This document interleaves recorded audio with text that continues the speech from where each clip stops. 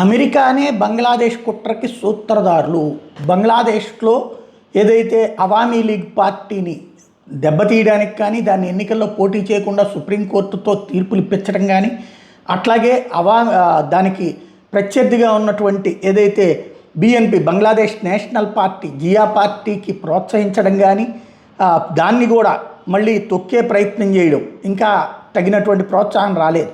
But అక్కడే ఉన్నటువంటి జమాత్ పార్టీకి రెచ్చగొట్టడం కానీ, వాళ్ళని ప్రోత్సహించడం కానీ, ఈ మొత్తం వెనకాల తామే ఉన్నామన్నటువంటిది అమెరికా పరోక్షంగా తమ దేశంలో ఉన్నటువంటి వాషింగ్టన్ పోస్ట్ తాజాగా బయటపెట్టినటువంటి అంశం ఏంటంటే, అమెరికన్ దౌత్యవేత్తలు జమాత్ వాళ్ళ దగ్గర, అంటే జమాత్ తరపున నేర్చుకుంటున్నటువంటి విద్యార్థులతో, జర్నలిస్టులు కొంతమంది జమాత్ తరపున అక్కడికి వచ్చి నేర్చుకుంటున్నారన్నమాట.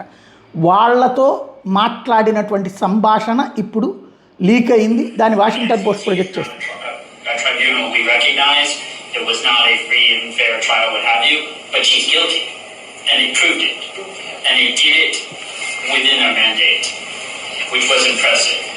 Eunice's management of the BNP, when the students failed to form a real party, was genius. His going to London and negotiating Tariq was a level of political acumen that I can tell you for a fact none of us at the time thought he had.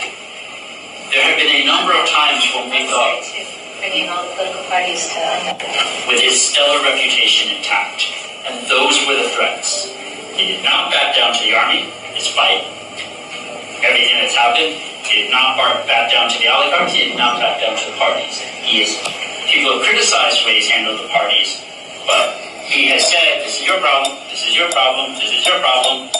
You have to talk to each other. Your partners are talking to each other. ఇది ఓవరాల్గా ఏంటి అంటే, America ప్రత్యక్షంగానేమో Venezuela లాంటి వాటిట్లో జోక్యం చేసుకుంటుంది. ఇట్లాగా రాజకీయాలు already Hasina అదే మొక్క చెప్పింది. హసీనాని ఉరి తీయాలన్నది కూడా అమెరికా ప్లానింగ్. హసీనాని దెబ్బగొట్టాలన్నది అమెరికా ప్లానింగ్. ఎందుకంటే అక్కడ ఉన్నటువంటి దీవులు తనకు కావాలంటే ఇవ్వకపోవడంతో చేసినటువంటి ఎత్తుగడ. ఆ విషయాన్ని ఆల్రెడీ అంతకుముందే చెప్పింది.